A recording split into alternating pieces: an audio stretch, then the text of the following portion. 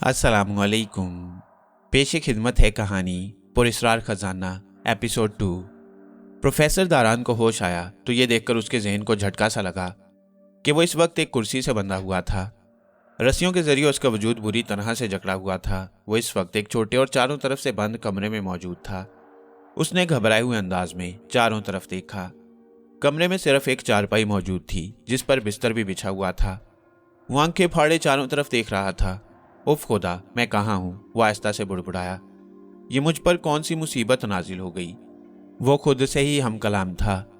थोड़ी देर ही गुजरी थी कि कमरे का दरवाज़ा खुला और एक शख्स सर से पांव तक अजीब किस्म के लिबास में अंदर दाखिल हुआ। उसे अजीब ही कहेंगे क्योंकि वो लिबास कुछ इस किस्म का था कि उस शख्स का जिस्म उसमें बेहद बेडौल सा दिखाई दे रहा था। उसका चेहरा भी स्याह रंग के लिबास में छुपा हुआ था, जबकि सर के बालों को छुपाने के लिए उसने हैट लगाया हुआ था। तुम कौन हो? प्रोफेसर के मुंह से निकला। तुम्हारी मौत। क्या चाहते हो? बता तो दिया। उसकी आवाज बेहद खुरदरी और भर्राई हुई थी। मुझे मारकर तुम्हें क्या मिलेगा? प्रोफेसर की आवाज में कदरे लग्जिश थी। मैंने तुम्हारा क्या बिगाड़ा है? तुम मेरे दुश्मन क्यों बन गए हो? सवाल तो तुमने काफी अच्छे किए हैं, तो फिर जवाब दो, तुमने मुझे क्यों बांध रखा है? तुम्हारे करतूत ही ऐसे हैं। मैं समझा नहीं। खजाने का नक्शा कहाँ है? यह सुनकर प्रोफेसर बुरी तरह चौंक उठा और बोला, तुमने उसकी वजह से मुझे अगवा किया है? हाँ, तो फिर तुम मुझे मार ही डालो। क्या मतलब? मैं नहीं जानता कि नक्शा कहाँ है, प्रोफेसर ने सर हिलाते हुए कहा। नकाबपोश ने कहकहा लगाया और बोला, अच्छा मजाक कर लेती हो, वो भी इस हालत में? तुम झूठ समझोगे लेकिन यह सच है। बकवास बंद करो और जल्दी से बता दो नक्शा कहाँ है। मैंने सिर्फ झूठ बोला था, ऐसा कुछ है ही नहीं। तो तुम ये चाहती हो कि मैं तुम्हें मौत के हवाले कर दूं? अच्छा, तो मेरी मेहनत तो ज़ाया हो गई, लिहाजा तुम भी दुनिया से रुखसत हो जाओ। ये कहकर नकाबपोश ने जेब में हाथ डालकर पिस्तौल निकाला और प्रोफेसर की तरफ रुख करके ट्राइगर पर जोर डालने लगा। प्रोफेसर का रंग उड़ गया। वो जल्दी से बोल उठा, ठहरो, मैं बताता हूँ, मुझे मत मारो। दूसरे दिन धारी घर में दाखिल हुआ तो कालू उसी का मुंतजिर था। यूं लग रहा था जैसे वो धारी से कोई खास बात करना चाहता हो। क्या हुआ? कुछ नहीं। कोई तो बात है, बोलो। अरे तू आराम से कपड़े बदल कर खाना खा ले, बात तो जो भी होगी वो सामने आ जाएगी। हाँ, खाना तो रोज ही खाता हूँ, अलबत्ता बात कभी कभी होती है, इसलिए पहले तुम मुझे बताओ। तुम्हारे नाम एक खत आया है, बैरिंग खत। बैरिंग खत? हाँ, किसने भेजा है? ये नहीं मालूम। अच्छा, दिखाओ मुझे। कालू ने तवील सांस ली और एक नीले रंग का लिफाफा उसकी तरफ बढ़ाते हुए बोला, मैं इसे पढ़ चुका हूं। अगर ये तुम्हारी अमानत ना होता तो मैं इसे कभी तुम्हारे हवाले न करता। मैं समझा नहीं? लो, आप पढ़ लो, खुद ही समझ जाओगे। ये कहकर कालू ने एक चाक किया हुआ लिफाफा उसकी तरफ बढ़ा दिया। कालू ने उसमें से तय किया हुआ पर्चा निकाला और फिर उसकी निगाहें उस साफ सुथरी तहरीर पर फिसलती चली गईं। लिखा था, मिस्टर एहसान उर्फ धारी, मैं तुम्हारे लिए अजनबी हूं, जबकि तुम्हें मैंने बहुत कम अरसे में पहचान लिया। मुझे तुम जैसे बंदे की जरूरत है। जो काम मैं करना चाहता हूँ वो मुझे अकेले की बस का हरगिज नहीं। इसके लिए मुझे तुम जैसे शख्स की जरूरत है। मैं तुम्हारे बारे में सब कुछ जान चुका हूँ। अगर तुम्हें दिलचस्पी हो तो मुझसे ग्रीन पार्क में इतवार को शाम 6 बजे मिलो। मैं तुमसे जो काम लेना चाहता हूँ वो तुम्हें उसी दिन आगाह करूंगा। अगर समझ में आए तो करना, वरना फिर इनकार कर देना। अलबत्ता इतना जरूर कहूंगा कि इसके एवज मैं तुम्हें जो मुआवजा दूंगा वो इसी तरह होगा कि जैसे कोई रातों रात दौलतमंद हो जाए। वो इतनी खती रकम होगी कि खुश हो जाओगे। याद रखना, ग्रीन पार्क, इतवार शाम बजे। मुझे उम्मीद है कि दौलतमंद होने के लिए तुम मुझसे जरूर मिलना चाहोगे। फकत खैर ख्वाह। उसका नकाब खिंच सा गया। साफ जाहिर था कि एक फातिहाना किस्म की मुस्कुराहट उस पर्दे के पीछे नमूदार हुई थी। उसने फौरन ही पिस्तौल वाला हाथ नीचे झुका लिया और बोला, खूब, तुमने अक्लमंदी का मुजाहरा किया। अब और क्या करूं? प्रोफेसर ने मुंह बसोरा, जब मेरी जान ही चली जाएगी तो वो नक्शा मेरे किस काम का? चलो आप बता दो, वो कहाँ है? पहले पानी पिलाओ, हलक में कांटे पड़ रहे हैं। अब तुम्हारे नखरे भी बर्दाश्त करने होंगे। अरे इंसानियत भी कोई चीज है कि नहीं? नकाबपोश कुछ ना बोला। जल्दी उसने प्रोफेसर दारान के लिए पानी फराहम किया। पूरा गिलास एक ही सांस में चढ़ाकर प्रोफेसर बोला, शुक्र है तुमने मेरा ख्याल किया। अब काम की बात, मेरे पास वक्त नहीं। अच्छा, बताता हूँ। पहले ये बताओ कि तुमने अपना चेहरा क्यों छुपा रखा है? नकाबपोश हंसा और बोला, तुम मेरी शक्ल देखकर डर जाओगे। ऐसा भी क्या? देखो बड़े मियाँ, अब काम की बात करो बस। अच्छा, गुस्सा मत करो। ये बताओ कि अगर मैंने तुम्हें नक्शे के बारे में बता दिया तो क्या तुम मुझे आज़ाद कर दोगे? हाँ। जिंदा? बिल्कुल जिंदा और सलामत। वादा? तुम्हें मारकर मुझे क्या मिलेगा? बात तो ठीक है। अच्छा सुनो, वो नक्शा मेरी पीठ पर बंधा हुआ है, मैं उसे हमेशा अपने साथ रखता हूँ। नकाब की अकब से उसकी आंखें बड़ी मुश्किल से दिखाई दे रही थीं। इसके बावजूद उनकी मोहब्बत प्रोफेसर से छुपी ना रह सकी। खूब, तुम तो बहुत होशियार हो। अब मुझे खोल दो। हाँ, खोल देता हूँ। मैं तुम्हारी कमर से वो नक्शा निकाल लेता हूँ, लेकिन ये बता दूं कि तुम अपने घर जाकर मजीद मुश्किलात का शिकार हो जाओगे। क्यों? मैंने काम ही ऐसा किया है। वो हंसा। क्या मतलब? घर जाकर तुम्हें खुद ही सब कुछ मालूम हो जाएगा। मेरा नाम जवार का है। मैं जो प्लान करता हूँ वो अनोखा होता है। हाँ चलो, अब मैं तुम्हें आज़ाद कर दूं, लेकिन याद रखना कि कोई गलत हरकत तुम्हें फौरी तौर पर मौत से दो चार कर सकती है। हाँ। दूसरे दिन सुबह जब धारी नाश्ता बना रहा था तो काफी चुप था। कालू उसका जायजा लेता रहा। फिर जब धारी ने उसके सामने नाश्ता रखा तो कालू बोल उठा, क्या सोचा तूने? अभी शाम दूर है। धारी लापरवाही से बोला। कालू ने उसे घूरा। मतलब कि तेरा इस तरफ ध्यान है? हाँ, कुछ कुछ। फजूल बातें मत कर धारी। कालू का लहजा तेज था। अब तू पटरी पर ठीक चल रहा है और तूने रानी की माँ से वादा भी किया है। अब पटरी मत बदल। अरे कालू चाचा, धारी मुस्कुराते हुए बोला, उस बंदे की बात सुनने में क्या हर्ज है? और फिर मैंने रानी की माँ से सिर्फ ये वादा किया है कि 2 साल में अपने पैरों पर खड़ा हो जाऊंगा। काम धाम की तो बात ही नहीं थी। आ गया ना अपनी औकात पर। देखो चाचा, धारी संजीदा हो गया। अभी दिल्ली दूर है, ना जाने वो कौन है और क्या चाहता है। उससे मुलाकात होगी तभी सोचूंगा। मैं तो अभी खुद अंधेरे में हूँ। मेरा तो मशवरा है कि उससे ना मिलो। वो कोई कुत्ता नहीं है कि मुझे काट लेगा। धारी ने मुंह बनाया। ऐसे ही डरता रहा तो फिर हो गया मेरा गुजारा। अब तेरी मर्जी। हाँ, ये बात हुई ना? धारी खुश हो गया। अब तुम चाय पियो और नाश्ता करो, भूल जाओ सब कुछ। तुम नहीं जानते कि इन नौकरियों में कुछ नहीं मिलता। अगर उसने कोई ढंग का छक्का लगाया तो मैं जरूर ये खेल खेलूंगा। प्रोफेसर दारान अपने घर में दाखिल हुआ तो शाकिर ने कदरे हैरान और परेशान होकर उसका इस्तकबाल किया। प्रोफेसर गौर से उसकी तरफ देख रहा था। क्या हुआ? तुम मेरी बाजियाबी से खुश नहीं हुए? मेरी क्या जुर्रत साहब। शाकिर गड़बड़ा गया। मैं तो नौकर हूं। यह बुरी बात है। मैंने तुम्हें हमेशा इस घर का फर्द ही समझा है। जी, ये आपकी मेहरबानी है। तो फिर बता क्या बात है? जवाबन शाकिर ने उसे पूरी रूदात कह सुनाई। प्रोफेसर की हैरत का क्या ठिकाना। वो आंखें फाड़े उसकी बातें सुन रहा था।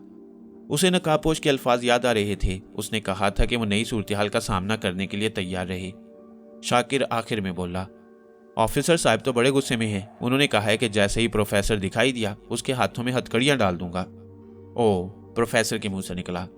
उस कमबख्त जवारका ने खुद मुझे ही मुसीबत में डाल दिया। खैर, मैं कुछ देर अपने कमरे में रुकूंगा, इसके बाद यहां से चला जाऊंगा। अगर मेरी गैर मौजूदगी में कोई इधर आए तो उसे मत बताना कि मैं यहां आया था।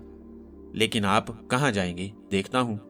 बहरहाल तुमसे राब्ते में रहूंगा और मौका देखकर आता रहूंगा। शायद वो होने वाला है जो मैं चाह रहा था।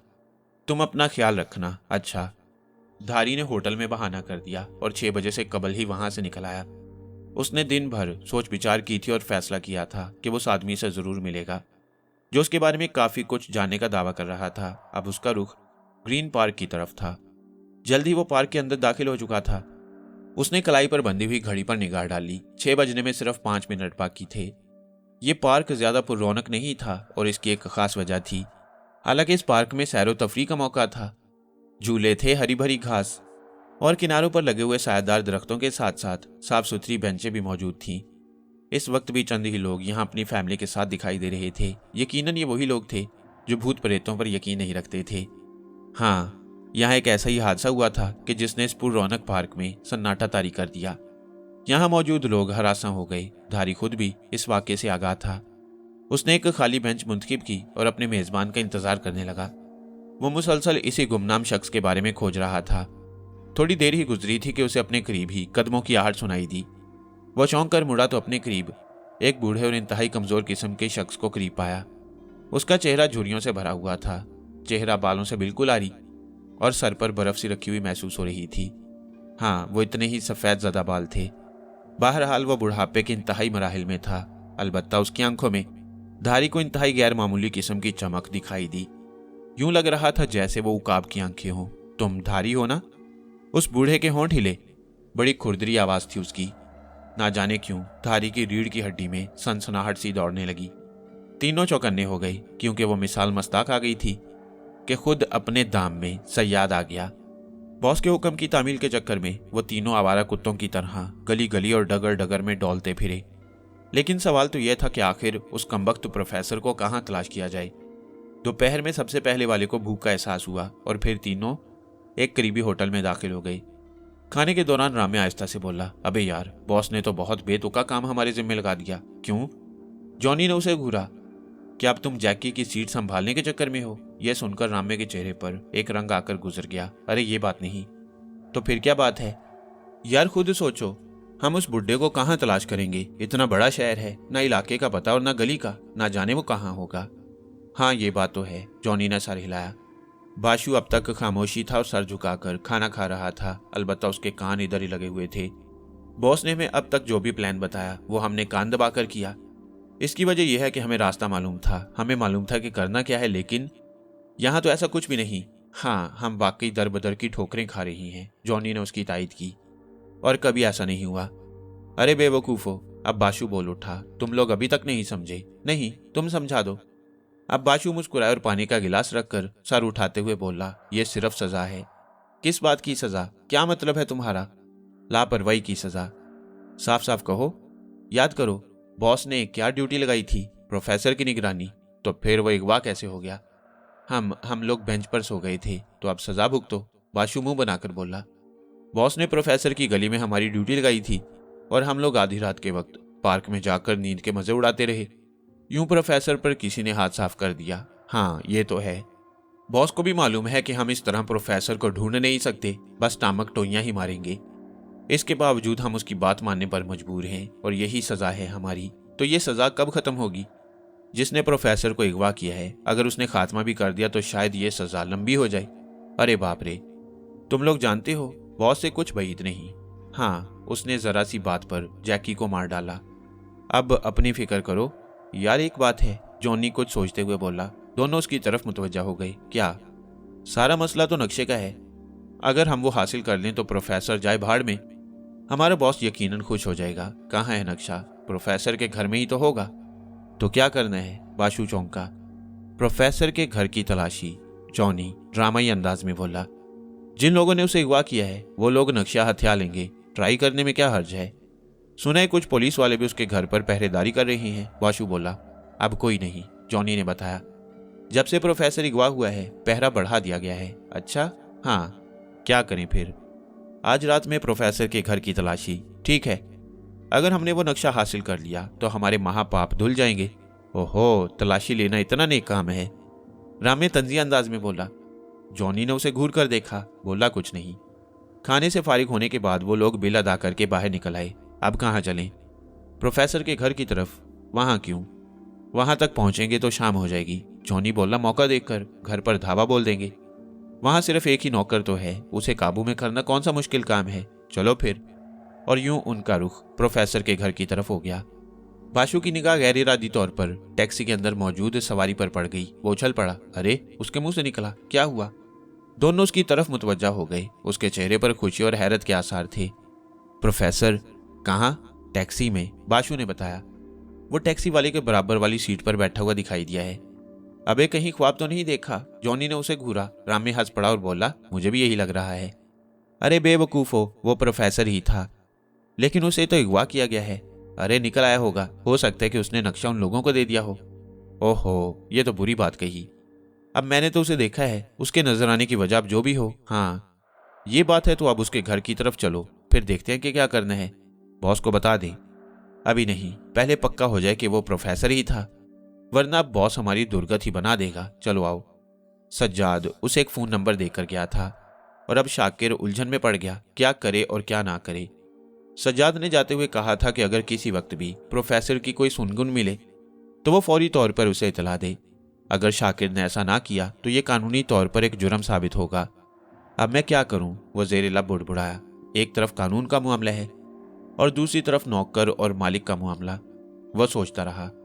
इसी दौरान प्रोफेसर ने गुसल खाने का रुख किया। साथ ही उसने शाकिर को मुखातिब किया, मैं नहाने जा रहा हूं, तुम जरा अच्छी सी चाय बना लाओ। जी बेहतर। यह कहकर वो किचन में आ गया। चाय बनाते हुए भी वो खुद से जंग करता रहा। बिल आखिर सज्जाद की जीत हुई, क्योंकि शाकिर को तो हर सूरत में कानून का पास रखना था। चुनाचे वो चाय चूल्हे पर चढ़ाकर किचन से निकल आया। उसका रुख ड्राइंग रूम की तरफ था। उसने इधर उधर देखा। प्रोफेसर शायद अब भी नहा रहा था। शाकिर जल्दी से टेबल पर रखे हुए फोन की तरफ झपटा और सज्जाद के दिए हुए नंबर डायल करते हुए दूसरी तरफ की घंटी की आवाज सुनने लगा। जल्द ही सिलसिला मिल गया। Hello, DIG Sajjad speaking. मैं शाकिर बोल रहा हूँ, वो आहिस्ता से बोला। प्रोफेसर दारान का मुलाजिम। हाँ शाकिर बोलो, क्या हुआ? सज्जाद का लहजा नरम था। प्रोफेसर साहब आ गए। आ गए क्या मतलब? सज्जाद की आवाज़ चौंकी हुई थी। जी हाँ, वो घर में है। ओह, तो ड्रामा ख़त्म हो गया। ठीक है, मैं आकर उस मदारी की खबर लेता हूँ। ये कहकर सज्जाद ने सिलसिला मुनक़ता कर दिया। शाकिर ने भी रिसीवर क्रैडल पर रख दिया, लेकिन फिर वो जैसे ही मुड़ा उसके पैरों तले से ज़मीन निकल गई। दरवाजे पर प्रोफेसर दारान खड़ा हुआ उसे तेज़ नज़रों से घूर रहा था। शायद उसने सारी बातें सुन ली थी। बूढ़ा गौर से उसकी तरफ देख रहा था। फिर वो दोबारा खुश मिजाजी से बोला, क्या हुआ, तुम खामोश क्यों हो? बताओ, तुम धारी हो? हाँ, नाम तो खूब है तुम्हारा। बूढ़ा मुस्कुराया।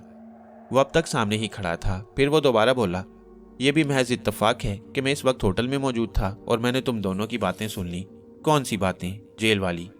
हाँ, बोमी मेरा दोस्त है। हाँ, मैं जानता हूँ। बूढ़े ने सर हिलाया। और मैं ये भी जानता हूँ कि तुमने अब सारे गलत काम तर्क कर दिए हैं।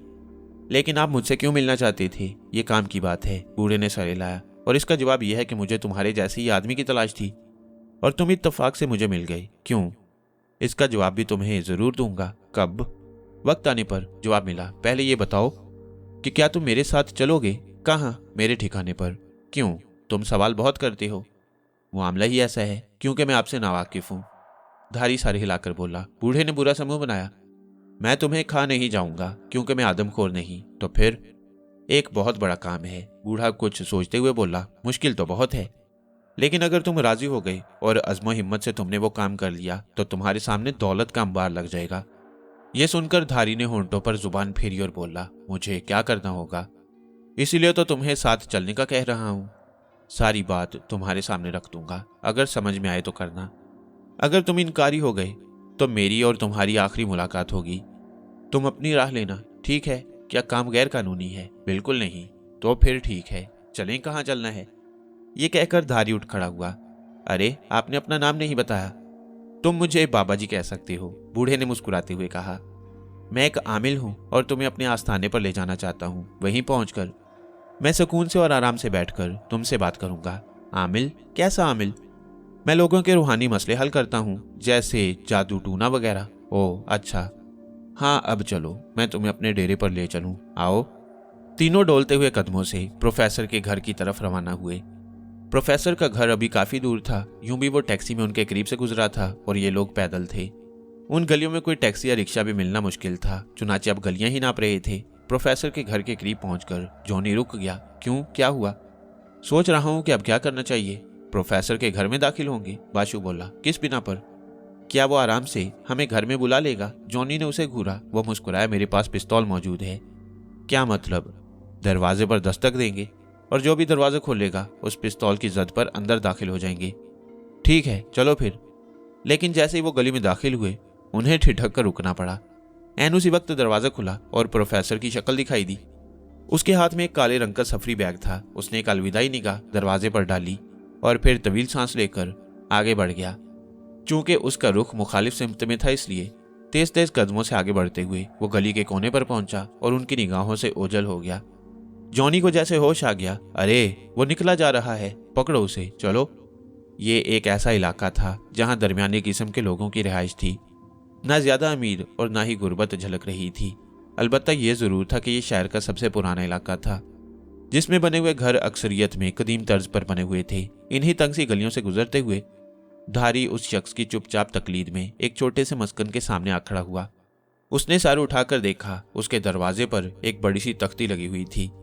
उस तख्ती पर जिली हरूफ में लिखा था, आस्ताना बाबा जी, पत्थर से पत्थर दिल महबूब, सिर्फ 3 दिन में आपके कदमों में, घरेलू नाजाकी, लड़ाई झगड़ों और जादू टूने से निजात हासिल करी, वगैरह वगैरह। ये वो इश्तिहारात थे जो अक्सर धारी की निगाहों से गुजरे थे। मुख्तलिफ किस्म के नामों के साथ आमिलों की जगह जगह बहुतात की वजह से इस किस्म के इश्तिहारात रोज ही उसकी निगाहों से टकराते। उसने सोचा तो ये शख्स अमलियात का माहिर है, लेकिन इस शख्स को मुझसे ऐसा क्या काम पड़ गया? ये मुझसे क्या चाहता है? इसी सोच में था कि बाबा जी ने दरवाजा खोला और उसकी खुरदरी आवाज एक बार फिर उसके कानों को झुंझुना सी गई। आ जाओ, अंदर आ जाओ। धारी उसके साथ ही अंदर दाखिल हो गया। ये कमरा काफी कुशादा था और वज़ाकता से किसी आमिल का आस्ताना ही लग रहा था। एक अजीब सी खुशबू थी जो चारों तरफ फैली हुई थी। फर्श पर दरी बिछी हुई थी और एक जानिब छोटी सी मसनद के साथ वह तमाम लवाजमात मौजूद थे जो कि इस किस्म के लोगों के पास मौजूद होते हैं। दीवारों पर कई आवेजे चस्पा थे जिन पर मज़ारात के अक्स दिखाई दे रहे थे। उन पर फूलों की लड़ियां डाली गई थीं जो कि ताज़ा थे। बाबा जी ने अपनी मसनद संभाली और उसे भी बैठने का इशारा किया। हाँ तो मेरे अजीज, अब मैं तुम्हारी उलझन को दूर कर देता हूँ। मैं जानता हूँ कि तुम्हारे जहन में सवालों की बौछार हो रही है और तुम मुसलसल उलझन में गिरफ्तार हो। जी हाँ, परेशान ना हो, वह मुस्कुराया। मैं तो ये चाहता हूँ कि तुम्हारी परेशानियां दूर हो जाएं। तुम कुशादा दिली से अपने मकसद में कामयाबी हासिल कर लो। धारी चौंक पड़ा। क्या मतलब? तुम किसी से शादी के ख्वाहां हो ना? ये आपको कैसे मालूम हुआ? समुद्र में उतरो तो गहराई का अंदाजा हो जाता है। तुम इस चक्कर में मत पड़ो। अब तो मेरी बात गौर से सुनो। जी आप बोलें, मैं सुन रहा हूं। इस शहर में एक शख्स तुम्हें मालामाल कर सकता है। अगर तुम उससे किसी तरह मंसूब हो सको तो फिर समझो कि तुम्हारे दिन फिर गए। हाँ, वो एक कदीम और नायाब किस्म के खजाने की गोया चाबी लिए फिर रहा है। वो उस छुपे हुए नादिर खजाने को हासिल कर सकता है। मेरी तो कुछ समझ में नहीं आ रहा। धारी का लहजा उलझन आमेज था। मैं समझाता हूँ। प्रोफेसर दारान नामी एक शख्स है। उसने एक ऐसे खजाने का नक्शा तैयार किया है जो कि इस कदर कीमती है कि उसके जरिए कई मुल्क खरीदे जा सकते हैं। मैं खुद भी उसके बारे में काफ़ी मालूमात रखता हूँ। मैं ये भी जानता हूँ कि वो खजाना किसी कदीम बादशाह का था। बहरहाल प्रोफेसर दारान उस खजाने को दरियाफ्त करने की ठान चुका है। मैं चाहता हूँ कि तुम भी उसके हिस्सेदार बन जाओ। मैं कैसे हिस्सेदार बनूंगा? देखो, ये कोई गैर कानूनी काम नहीं है। मेहनत करो और फल खाओ। मैं खुद भी कदम कदम पर तुम्हारी रहनुमाई करूंगा, क्योंकि मेरा लालच ये है कि मुझे उस खजाने में मौजूद उन काले हीरों की जरूरत है जो कि उस खजाने के सरदार हैं। हाँ, मैं सिर्फ उन काले हीरों का ख्वाहिशमंद हूँ। बोलो, क्या तुम वो खजाना हासिल करना चाहोगे? हाँ, लेकिन किस तरह? तुम्हें प्रोफेसर दारान का साया बनना होगा, उसके दिल में अपनी जगह बनानी होगी। वो जल्द ही उस खजाने के लिए अपनी जिद्दोजहद का आगाज करने वाला है। मैं चाहता हूं कि तुम भी उसके शरीके सफर बन जाओ। फिर चाहे तुम सारा खजाना रख लेना, लेकिन मुझे वो काले हीरे जरूर देना। मुझे क्या करना होगा? प्रोफेसर से ताल्लुकात बढ़ाने होंगे। मैं ये भी जानता हूं कि वो फिलहाल परेशानियों में घिरा हुआ है, लेकिन जल्द ही वो मसाइल से आज़ाद हो जाएगा। उस वक्त तक मैं चाहता हूं कि तुम उसके दस्ते रास्त बन जाओ। मैं खुद भी हर तरह से तुम्हारा साथ दूंगा। ठीक है, मैं इस बारे में गौर करूंगा। हाँ जरूर। लेकिन तुम सोच नहीं सकते कि अगर वो खजाना तुम लोगों के हाथ लग गया तो तुम दुनिया के अमीर तरीन लोगों में शुमार हो जाओगे। बोल लो, सिसक सिसक के जिंदगी गुजारना चाहते हो या फिर अमारत के मजे लेना चाहते हो? ठीक है, मैं तैयार हूं, लेकिन मुझे करना क्या होगा? वह तेज तेज कदमों से गली के कोने की तरफ लपके। जल्दी उन्होंने प्रोफेसर को देख लिया। वो रोड पर खड़ा हुआ एक खाली टैक्सी को हाथ दे रहा था। जल्द ही वो टैक्सी में बैठा और वो तेजी से आगे बढ़ गई। ये तीनों टापते ही रह गए। अबे, प्रोफेसर ने तो बड़ी फुर्ती दिखाई, जॉनी के मुंह से निकला। ये मेन रोड था और यहाँ ट्रैफिक की बहुतात थी। जल्दी उसने भी एक खाली टैक्सी को हाथ दिया। कहाँ जाना है? टैक्सी वाले ने पूछा। बताते हैं, पहले बैठने तो दो। जॉनी ने मुंह बनाकर टैक्सी का दरवाजा खोला। अरे भाई, पहले किराए की बात कर लो। टैक्सी वाला भी मुंह ही बनाकर बोला। फिर बाद में तुम लोग लड़ाई झगड़ा करते हो। ऐसा कुछ नहीं होगा, जॉनी मुस्कुराकर बोला। आगे हमारे चाचा निकले जा रहे हैं, हमें उनका पीछा करना है। अगर तुमने हमें उनसे मिलवा दिया तो मुंह मांगा किराया देंगे। टैक्सी वाले की बातें खिल गई। पक्की बात है? हाँ। बस तो फिर फिक्र ही मत करो, चाचा तो क्या, अगर बोलोगे तो उनके खानदान से भी मिलवा दूंगा। नहीं, बस उनसे ही मिलना है। बाशु जल्दी से बोला। खानदान वालों का हम क्या करेंगे? टैक्सी वाले ने सर हिलाया और फिर एक झटके से उसने टैक्सी आगे बढ़ा दी। कहाँ है चाचा? वो जो आगे टैक्सी जा रही है। जॉनी ने हाथ से इशारा किया। बेचारे हमसे नाराज होकर निकले हैं, अभी मना लेना। टैक्सी ड्राइवर सर हिलाकर बोला। मेरा नाम भी मुन्ना है। हाँ। जल्दी उनकी टैक्सी प्रोफेसर दारान की टैक्सी के नजदीक हो गई। जॉनी जल्दी से बोला। अरे भाई, जरा फासला रखो, हम उन्हें सरप्राइज देना चाहते हैं। कभी कुछ बोलते हो कभी कुछ, ड्राइवर ने मुंह बनाया। बस ये जहां रुके हमें जरा दूर ही उतार देना। यह सुनकर ड्राइवर ने सर हिलाया। वो वाकई बड़ी महारत से प्रोफेसर दारान के ताक़ुब में था। जल्द ही प्रोफेसर दारान एक होटल की इमारत के सामने रुकता हुआ दिखाई दिया। होटल गुलाब के सामने उसकी टैक्सी रुक चुकी थी। लो भाई, मैं भी यहाँ अपनी टैक्सी रोक रहा हूँ, मिल लो अपने नाराज चाचा से। सज्जाद ने दरवाजे की बेल बजाई तो शाकिर का उतरा हुआ चेहरा देखकर चौंक उठा। क्या हुआ? तुम्हारा मुंह क्यों लटका हुआ है? प्रोफेसर साहब कहाँ हैं? शाकिर ने उसे रास्ता दिया और बोला, आप अंदर तो आए। सज्जाद घर में दाखिल हो गया। हर तरफ सन्नाटा तारी था। वो चारों तरफ देखता हुआ शाकिर के साथ ड्राइंग रूम में दाखिल हुआ।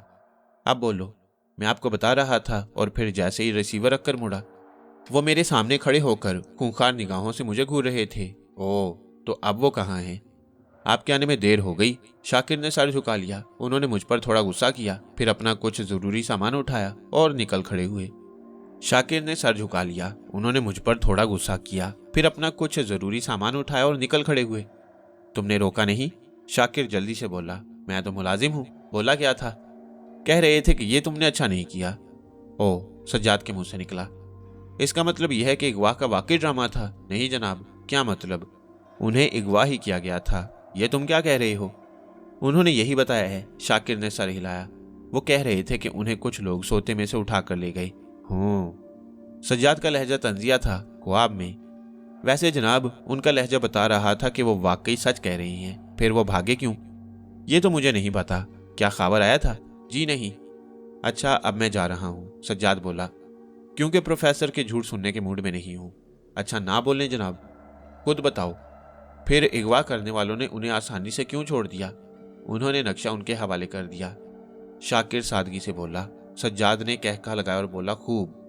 प्रोफेसर को तो कहानी नवीस होना चाहिए, नक्शा भी दे दिया। चलो भाई, खुदा हाफिज। मैं जरा इन साहब का पता लगाने की कोशिश करता हूँ। शायद जॉनी और रामे भी होटल में दाखिल हो चुके थे। उन्होंने मुतलाशी निगाहों से चारों तरफ देखा तो प्रोफेसर को काउंटर पर मौजूद पाया। उसके हाथ में अब भी उसका सफरी बैग मौजूद था। जॉनी ने दोनों को इशारा किया और एक मेज की तरफ बढ़ गया। कुर्सियों पर आराम से बैठने के बाद वो फिर से काउंटर की तरफ मुतवज्जा हो गई। प्रोफेसर का रुख ऊपरी मंजिल पर जाने वाली सीढ़ियों की तरफ था। शाबू बोल उठा, चलो यार, वो ऊपर जा रहा है। हाँ, मेरे ख्याल में उसने यहाँ कोई कमरा हासिल किया है। जॉनी कुछ सोचते हुए बोला, ताज्जुब है, घर होते हुए वो यहाँ क्यों आया?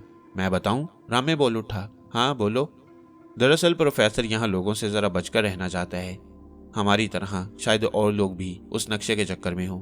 बात तो माकूल है, जिसकी रामे से उम्मीद नहीं थी, शाबू बोला। जॉनी हंस पड़ा, फिर संजीदा होकर बोला, अब बॉस को ये इतला देना होगी, फिर हमारी जान छूट जाएगी। वो तो अच्छा हुआ कि इत्तफाकन वो हमारे सामने ही निकला, वरना हमारे फरिश्तों को भी खबर ना होती। तुम ठीक कह रहे हो, जैकी की तरह हमारा सितारा गर्दिश में नहीं था। यार, उसका तो नाम ही ना लो। क्यों? वो मंजर याद आता है तो दिल दहल जाता है, शाबू बोला। तुम्हारा दिल तो बहुत कमजोर है। वो हमारा साथी था। छोड़ो इस जिक्र को, रामे बोल उठा, कहीं वो फिर नजरों से ओझल ना हो जाए। अब वो ऊपरी मंजिल से छलांग तो लगाने से रहा। जॉनी मुंह बनाकर बोला, तुम लोग यहाँ बैठो, मैं बॉस को इतला देकर आता हूँ। ये कहकर जॉनी उठा और होटल से बाहर निकल आया। करीब एक पब्लिक फोन बूथ से उसने किसी के नंबर डायल किया और बोला, हेलो, गुड मॉर्निंग, मैं जॉनी बोल रहा हूँ सर। हाँ बोलो जॉनी। सर, वो गुलाब होटल में मौजूद है और हम लोग भी इस वक्त इधर ही हैं। गुड, ये आवाज़ बॉस की थी। अच्छी खबर दी है। अब तुम लोग एक काम करो। जी हुक्म करें। उसे अड्डे पर ले आओ। जितनी जल्द मुमकिन हो सके ये काम कर डालो। मैं इंतजार करूंगा। ये कहकर बॉस ने लाइन काट दी। अब जॉनी सिर्फ रिसीवर को ही घूर रहा था। आसमान से गिरे और खजूर में अटक गए। वो जेर लब बुड़बुड़ाया, वाह बॉस, तुम भी खूब हो। ऐसे बोल दिया जैसे मक्खन में से बाल निकालना हो। धारी दूसरे दिन होटल में रोजमर्रा के अंदाज में अपने काम में मसरूफ था, लेकिन आज यहाँ उसका दिल नहीं लग रहा था। बाबा जी के लहजे में उसकी बातों में एक सहर पोशीदा था जो बार बार उसके कानों में गूंजती हुई महसूस हो रही थी। एक तरफ चंद खदशात और बेयकीनी थी तो दूसरी तरफ कोई उसके दिल के नेहा खानों में चीख चीख कर कह रहा था, अबे पागल, ऐसे मौके कहाँ मिलते हैं। अगर तू वो खजाना हासिल कर सका तो पटरी पर घुटी घुटी सी जिंदगी हर ख्वाहिश को पूरा कर सकेगा। हाँ, दुनिया तेरे सामने सरनिगू होगी। जो चाहेगा वो तू हासिल कर सकता है। क्या सोच रहा है? अचानक एक जोरदार आवाज उभरी और धारी बुरी तरह चौंक कर अपने ख्यालों की दुनिया से बाहर निकल आया। ये क्या हुआ? उसके हाथ से बर्तन अचानक ही छूटकर फर्श पर गिरे और चिकनाचूर हो गए। उस वक्त मैनेजर उसकी तरफ लपका। क्या हुआ धारी? सर, चक्कर सा आया था। उसने झट से बात बनाई और फिर बर्तन हाथ से छूट गए। कोई बात नहीं, मैनेजर बोला। क्या तबीयत खराब है? जी हाँ। जाओ, तुम छुट्टी कर लो, दवा लो और 1-2 दिन आराम कर लो। मैं तुम्हारी मेज किसी और को दे देता हूँ। जब तुम आओगे तो अपनी जगह संभाल लेना। जाओ। दबा लो और आराम करो। धारी ने सर हिलाया। जल्दी वो होटल से बाहर आ चुका था। फिर उसने होटल की इमारत की तरफ देखा और आप ही आप बुड़बुड़ाते हुए बोला, अनकरीब मैं इस होटल का ही सौदा कर लूंगा। जॉनी जब होटल वापस आया तो उसका चेहरा सता हुआ था। क्या हुआ? शाबू ने गौर से उसकी तरफ देखा। लग रहा है कि बॉस ने फोन पर ही चमाटे करा दिए। अब एक नया ऑर्डर मिला है। जॉनी तवील सांस लेकर बोला, तुम लोग भी सुनकर खुश हो जाओगे। वो क्या भाई? प्रोफेसर को उठाकर अड्डे पर लेकर जाना है क्या? हाँ। क्या बॉस का दिमाग हिल गया है? शाबू बोल उठा, हम लोगों ने ऐसे काम कब किए हैं? चोरी चमारी तो फिर भी हमारी गुट्ठी में शामिल है। छोड़ो इन बातों को, जॉनी ने कहा। फिलहाल तो इस मसले का कोई हल निकालो। रामू चौंक कर बोला, एक आइडिया आया है मेरे जहन में, जल्दी बताओ।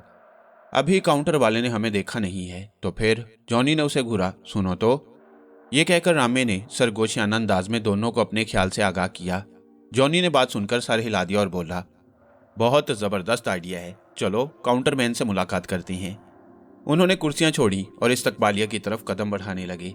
जल्द ही उस आदमी के सामने खड़े थे जो इस वक्त एक ग्राहक से बात करने में मसरूफ था। हाँ भाई, जॉनी खंखारते हुए बोला, हमें तुमसे एक जरूरी काम है।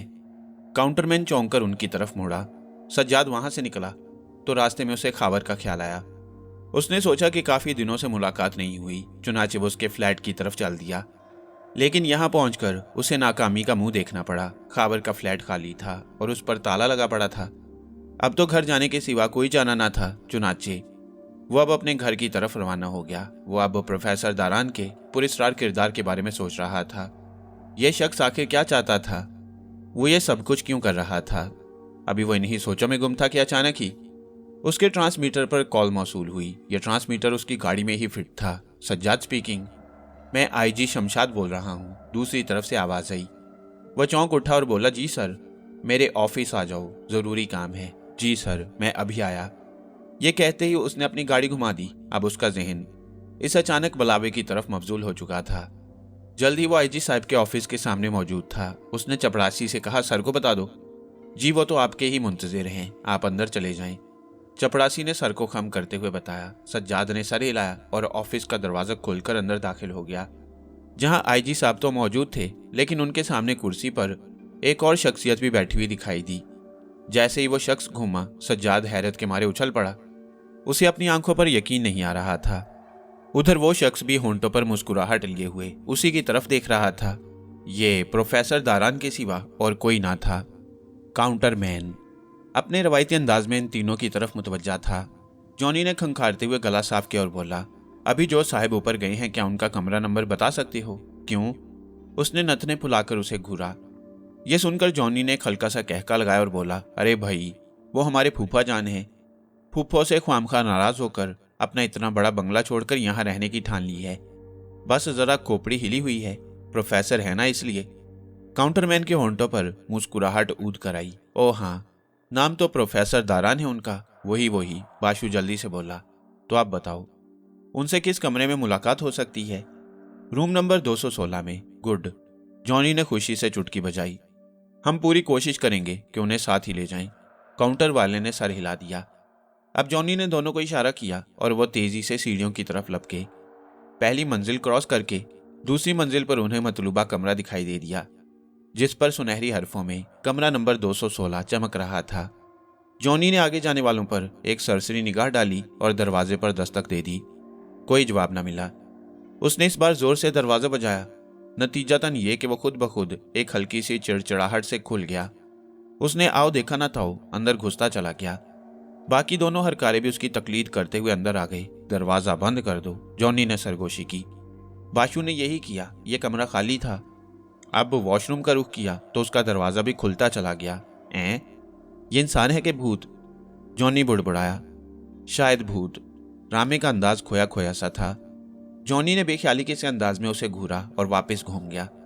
ऐन उसी वक्त उसकी निगाह सामने टेबल पर पड़ी, जिस पर एक नीले रंग का लिफाफा रखा हुआ था। जॉनी ने आगे बढ़कर वो लिफाफा उठाया। उस लिफाफे में से एक कागज बरामद हुआ। उस पर लिखा था, 3 बेवकूफों को खुशामदीद और खुदा हाफिज। सज्जाद का बस नहीं चल रहा था कि वो अभी आगे बढ़े और इस प्रोफेसर के बच्चे की गर्दन नाप ले। लेकिन ये सब क्या था? यह उसके ऑफिसर के कमरे में बैठा हुआ क्या कर रहा था? क्या अब कोई नया चक्कर चलाने के मूड में था? इस शख्स से कुछ भेद भी नहीं था। और फिर आईजी की आवाज़ उसके ख्यालात को चौंका गई। आओ सज्जाद बैठो। जी जी हाँ। वो चौंक कर बोला और एक कुर्सी पर बैठ गया। वो अब हवनकों की तरह कभी प्रोफेसर और कभी आईजी साहब को देखने लगा। ना जाने क्यों से महसूस हो रहा था जैसे प्रोफेसर दारान के होंठों पर दिखाई देने वाली मुस्कुराहट उसका मजाक उड़ा रही हो। उसी वक्त आईजी साहब ने बात शुरू की। सज्जाद, ये हमारे मुल्क के मायना स्कॉलर और रिसर्च सेंटर के इंचार्ज जनाब दारान साहब हैं। जी हाँ, मैं जानता हूँ। उसने सर हिलाया। ओह, आईजी साहब चौंके। ये अच्छी बात है। मैं इनकी क्या खिदमत कर सकता हूँ? उसका लहजा चुभता हुआ सा था। प्रोफेसर अब तक खामोशी था। इन्हें शदीद किस्म का खतरा लाहिक है, वो बोले, और कुछ दिनों कबल से ये काफ़ी परेशानियों का शिकार हैं। जी अच्छा, सज्जाद सर हिलाकर बोला। यकीनन इसके पस मंज़र में कोई अहम मामला होगा। बिल्कुल, आईजी बोले, बल्कि अहम से भी ज़्यादा। क्या आप रोशनी डालेंगे? प्रोफेसर साहब ने एक बेशकीमत खजाना दरियाफ्त किया है, आईजी ने कहा। लेकिन मसला ये है कि अब उस खजाने की बात छुपी नहीं रही और कई पार्टियां उसके हसूल के लिए कोशां हो चुकी हैं। सज्जाद की खोपड़ी पर बर्फ सी जमने लगी। प्रोफेसर दारान ने उसके अफसर को भी अपनी मक्कारी की बोतल में उतार लिया था। अब वो क्या कह सकता था? चुनाचे सर हिलाकर बोला, मैं इनकी क्या खिदमत कर सकता हूँ? उसी वक्त प्रोफेसर दारान आगे झुकाया और आहिस्ता से बोला, मैं चाहता हूँ कि वो खजाना हमारे मुल्क के काम आए। अब उसे हासिल करना ही मेरा मकसद है। आमिल बाबा ने सर उठाया तो उसकी वहशत ज़दा लाल आंखों को देखकर ना जाने क्यों धारी का दिल लरस गया। वो उसे खाली खाली नजरों से घूरे जा रहा था। धारी ने अपने खुश्क होते होंठों पर जुबान फेरी और बोला, मैं क्या करूं? खजाने की तलाश? आमिल बाबा के होंठों पर मुस्कुराहट नमूदार हो गई। उसके चेहरे की वहशत यकलख्त ही गायब हो गई। हाँ मेरे बच्चे, तुम अब सिर्फ खजाने के हसूल के बारे में सोचो। मैंने तुम्हें कुछ सोच कर ही चुना है। मैं उसी के बारे में पूछ रहा हूं कि मुझे क्या करना होगा। मैं तुम्हें उसका पता बता दूंगा, बाकी तुम्हारा काम होगा, आमिल बाबा ने कहा। यूं समझ लो कि खजाना तुम्हारे सामने मौजूद है और उस तक पहुंचने और उसे हासिल करने का फन अब खुद तुम पर मुनहसिर होगा। आप भी तो आमिल बाबा हो, धारी बोला। क्या वो खजाना आप खुद हासिल नहीं कर सकते? नहीं, वह नफी में सर हिलाकर बोला। हर कोई शख्स ये काम नहीं कर सकता। उस खजाने तक जाने का जो रास्ता है उसकी चाबी उसी शख्स के पास है। अच्छा हाँ, लेकिन तुम फिक्र मत करो, मैं तुमसे दूर रहकर भी तुम्हारे इर्द गिर्द ही मौजूद रहूंगा। यूं समझ लो कि तुम मेरी नजरों में रहोगे। ठीक है, तो क्या मैं वो काम छोड़ दूं जो आजकल कर रहा हूं? आमिल बाबा मुस्कुराया और बोला, अब छोटी छोटी बातें करना छोड़ दो जिनमें वक्त और उम्र ज़ाया हो। अच्छा जनाब, हाँ, खुद को पूरी तरह तैयार कर लो। ठीक है, वो आदमी है कौन? उसका नाम प्रोफेसर दारान है। सज्जाद ने गौर से प्रोफेसर की तरफ देखा और बोला, लेकिन आपका ये ख्वाब किस तरह पूरा होगा? कभी कोई नक्शा ले उड़ता है, कभी आपको कोई अगवा कर लेता है। प्रोफेसर दारान हंस दिया और बोला, अरे यही सब कुछ तो एडवेंचर है और इसी का नाम है जिंदगी। अब सज्जाद के सब्र का पैमाना छलक उठा। वो आईजी साहब की तरफ देखकर बोला, सर मैं माजरत खा हूँ, लेकिन यह हकीकत है कि प्रोफेसर दारान साहब गुज़िश्ता कई सालों से सरकारी इदारों को बेवकूफ़ बना रही हैं। क्या मतलब? आईजी चौंका। मतलब ये कि साहब खुद ही अगवा कर ड्रामा रचाती हैं, खुद ही बाजियाब होती हैं और फिर अखबारात में फीचर लिखती हैं। क्या कहना चाहते हो?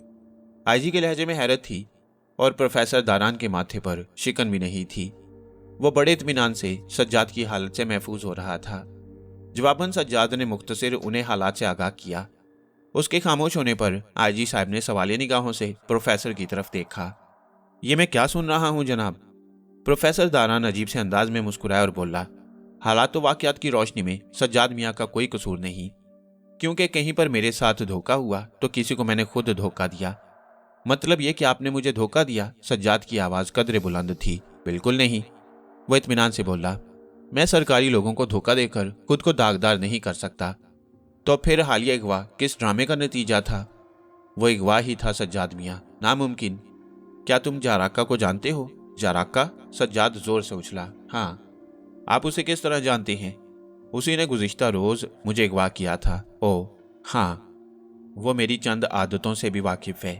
उन्हीं को मद्देनजर रखकर उसने मुझे उठवाया। लेकिन चाय में तो आपने नींद की दवा मिलाई थी। नहीं, प्रोफेसर ने सर हिलाया।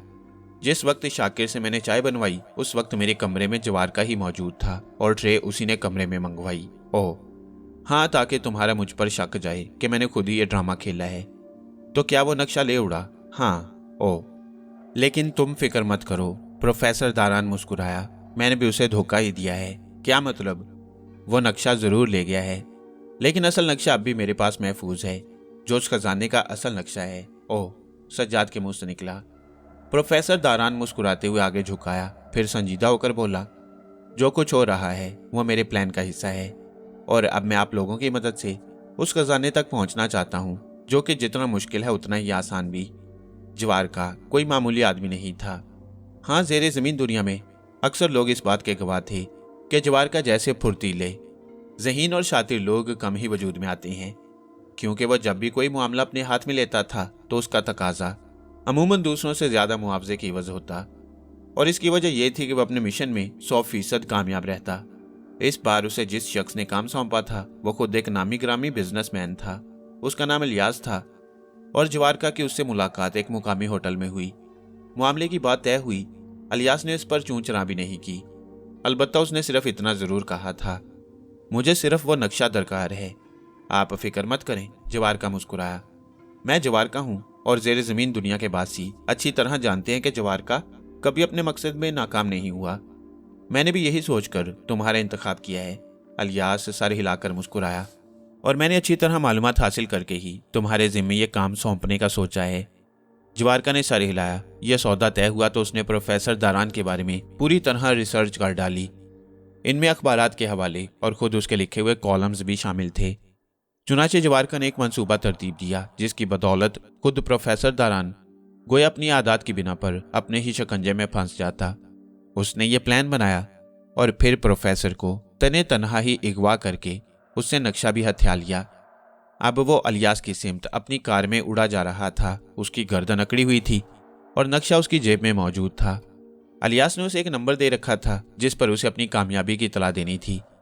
चुनाचे वो थोड़ी देर कबल ही ये काम अपने फ्लैट से करके निकला और अब उसी मुकामी होटल की तरफ उड़ा जा रहा था, जहां इलियास से भी पहले मुलाकात हो चुकी थी। इलियास कमरे में मौजूद नहीं था। चुनाचे जवारका को एक कुर्सी घसीटकर टांग पर टांग रखकर उसका इंतजार करना पड़ा। थोड़ी देर ही गुजरी थी कि इलियास नमूदार हुआ। जवारका ने आदतन उसे एक हवाई सलूट मारा। काम हो गया उस्ताद।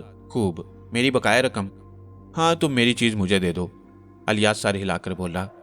रकम मेरी जेब में मौजूद है। जवारका ने सर हिलाते हुए जेब में हाथ डालकर तय किया हुआ एक मोटा सा कागज उसकी तरफ बढ़ा दिया। इलियास ने उसे खोला और फिर जल्द ही उसके चेहरे पर तशवीश के आसार नमूदार हो गए। जवारका ने चौंक कर उसे देखा। क्या हुआ उस्ताद? चोट? मतलब ये कि प्रोफेसर ने तुम्हें धोखा दे दिया। ये वो नक्शा तो हरगिज नहीं है। हाँ बॉस, आज फिर किसी भूखे शेर की तरह उस हॉलनुमा कमरे में टहल रहा था। साथ ही वो बुड़बुड़ा रहा था, अहमक, गधे, नालायक, पाजी। उसके गुस्से का ये आलम था कि वो बार बार अपनी मुट्ठियां भींच रहा था और खोल रहा था। थोड़ी देर ही गुजरी थी, वो तीनों मासूमों जैसी शक्लों के साथ उसके सामने हाजिर हुए और गर्दनें झुकाकर एक तरफ खड़े हो गए। बॉस रुक गया और अब खूंखार निगाहों से उनकी तरफ बारी बारी देखकर यकदम ही धाड़ा। क्या मैं तुम लोगों का जैकी जैसा ही हाल करूं? जी? बोलो, जवाब दो। बात यह है बॉस, जॉनी ने बोलने की जुर्रत की कि वो बुड्ढा बेहद शातिर और चालाक है। और तुम लोग शीरख्वार हो। क्यों? हम क्या करें बॉस, वो हर दफा हमें चकमा दे जाता है। अच्छा, 20 दफा तुम लोग उसे गुच्चा दे जाओ। क्या मतलब बॉस? बाशु के मुंह से निकला। बॉस ने अपना सर पकड़ लिया और फिर आहिस्ता से बोला, किन लोगों से मेरा वास्ता पड़ गया? अगर इनका ही साथ रहा तो मेरी अपनी अकल भी जाती रहेगी। क्या कह रहे हैं बॉस? कुछ नहीं, बॉस जल्दी से बोला। फिर उसने कुछ सोचते हुए कहा, लग रहा है कि अब मुझे खुद ही मैदान में उतरना होगा। क्या मतलब बॉस? फिर वही क्या मतलब? बॉस झुंझला गया। अरे बेवकूफ़ो, अब मैं तुम लोगों के साथ प्रोफेसर के घर में ही छापा मारूंगा। उसको जेर करके ही नक्शा हासिल करना पड़ेगा, वरना तुम लोग तो छुपन छुपाई के खेल में ही सारा वक्त बर्बाद कर दोगे। ठीक है बॉस, फिर ये काम कब करना है? पहले तो ये मालूम करना होगा कि वो है कहाँ। अगर वो अपने घर में ही हुआ तो फिर आज रात हमारी कार्रवाई का आगाज होगा। मैं आज नक्शा हासिल करके ही रहूंगा। ज्वार का टिकटिकी बांधे उसकी तरफ देखता रहा, फिर आहिस्ता से बोला, तुम कैसे कह सकते हो कि यह नक्शा नकली है? लो तुम खुद देख लो। इलियास ने कागज उसकी तरफ बढ़ा दिया। इसमें जजीरा शालाम का कोई जिक्र ही नहीं। जजीरा शालाम? हाँ, वो नक्शा उसी जगह का होगा। इलियास की आंखें चमक उठी, जैसे कोई अंदरूनी जज्बा कार फरमा हो। तो उस जजीरे में क्या है? क्या तुम्हें बताना जरूरी है? नहीं, जवारका के मुंह से निकला। बस तो फिर तुम काम और मुआवजे से मतलब रखो और मुझे असल नक्शा ला कर दो। मुझे हैरत है कि प्रोफेसर ने मुझ जैसे शातिर को भी घुमा दिया। हाँ, वो तुमसे भी ज्यादा शातिर है।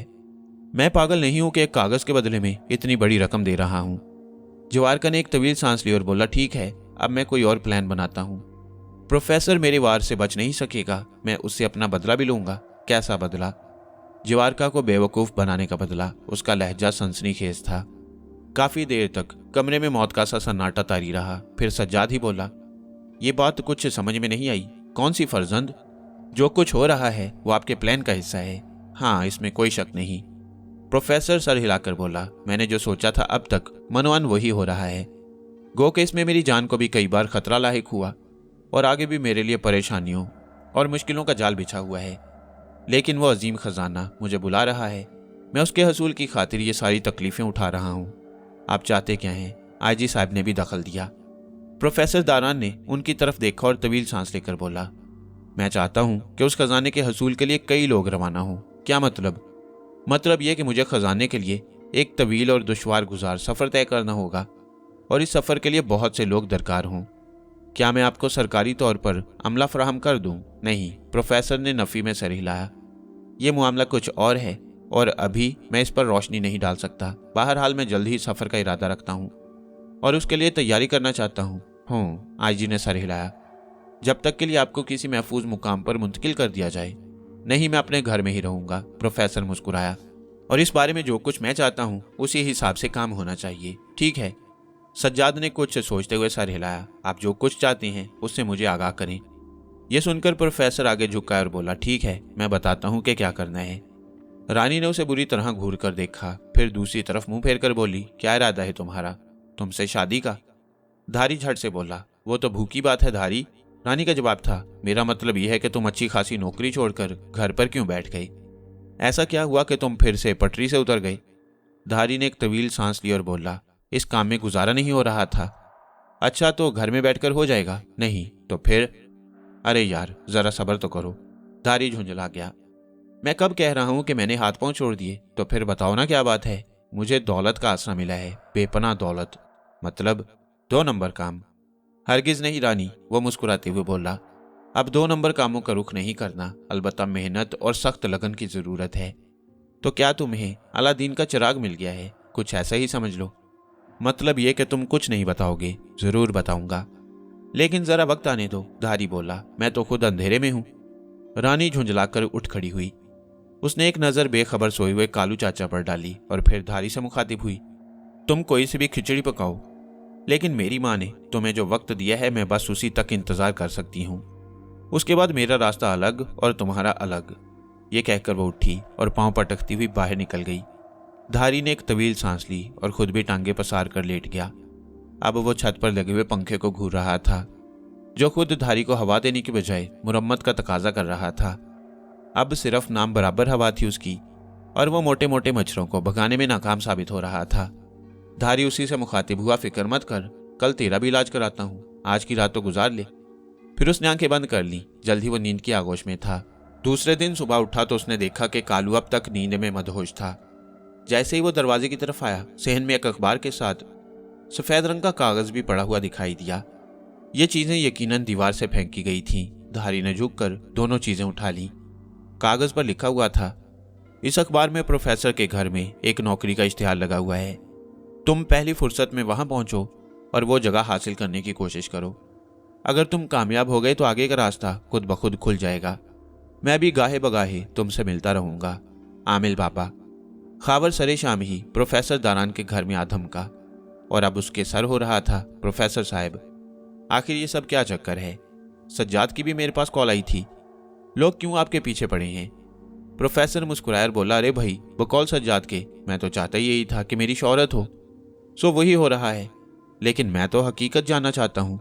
हकीकत यह है कि वो एक अजीम खजाना है जिसे मैं हासिल करना चाहता हूँ। वह संजीदगी से बोला, अच्छा हाँ फर्जंद, और अब मैं उसी की तैयारियों में मसरूफ हूँ। लेकिन सज्जाद ने तो बताया था कि वो नक्शा कोई ले उड़ा। हाँ, वो कोई जवारका था। जवारका? हाँ, सज्जाद ने बताया था कि कोई पेशावर मुजरिम है, वो पुलिस को भी मतलूब है। तो जब वो नक्शा ले गया तो आप क्या करेंगे? क्या तुमने मुझे बेवकूफ़ समझा है? हाँ, मतलब नहीं, खावर गड़बड़ाया। सुनो, मैंने नक्शे को कई हिस्सों में तकसीम कर रखा है और इस हिसाब से इस कागज़ पर मुंतकिल किया है, लेकिन असल में वो नक्शा खुद मेरे जहन में महफूज है। ओह, मैं इस मुहिम पर निकलने के लिए काफ़ी अरसे से तैयारियों में मसरूफ़ हूँ और मैं इसके हर पहलू का अच्छी तरह जायज़ा ले रहा हूँ। एक बात बताओ जी, क्या तुम चलोगे मेरे साथ? कहाँ? खजाने की वादी में। जी हाँ, बोलो। जी हाँ, ज़रूर चलूँगा। गुड। प्रोफेसर ने मुतमईन अंदाज में सर हिलाया। थोड़ी देर बाद खावर ने कहा, मैंने आज अखबार में इश्तिहार दे दिया है। किसके लिए?